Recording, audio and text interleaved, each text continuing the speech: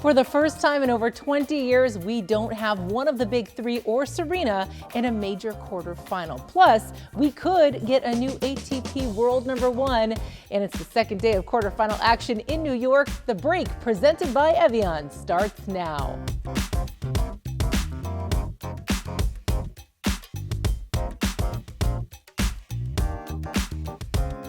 Hey guys, I'm Jamie Maggio. You're watching The Break.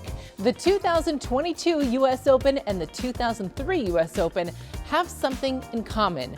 Both majors have nobody named Federer, Djokovic, Nadal, or Serena in the quarterfinals.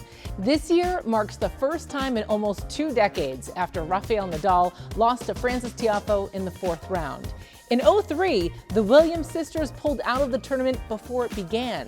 Roger Federer was seeded second, but lost in the 4th round to David Nalbandian. Now, this was the first U.S. Open featuring Rafael Nadal in the main draw. He lost in the 2nd round. Novak Djokovic wouldn't appear at the majors for another 2 years.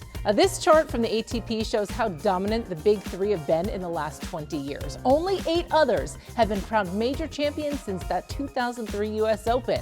So this year also gives a new man the opportunity to become world #1. If Casper Ruud or Carlos Alcaraz make the final in New York, they'll be the new top-ranked man. If they both make the final, the winner will take that top spot. So we'll get a new men's major champion, a new ATP World #1, or both. This tournament just got a little bit more exciting. Now, before we start predicting what's going to happen in the final, let's look ahead to what's happening later today. Quarterfinal action continues as Aryna Sabalenka and Karolina Pliskova battle for a spot in the last 4. Frances Tiafoe will try and keep that run going as he faces hard-hitting Andrei Rublev. World #1 Iga Swiatek will play rock-solid Jessica Pegula. Both women are looking to make their first U.S. Open semifinal. And finally, Carlos Alcaraz takes on Jannik Sinner during the night session on Ashe.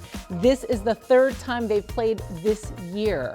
Sinner beat Carlos on clay at the UMAG final and followed it up with a win at Wimbledon this year. We'll see if Carlos gets his revenge on the hard courts. All right, guys, that's going to do it for today. We'll be back here tomorrow for your semifinal preview. We'll see you then.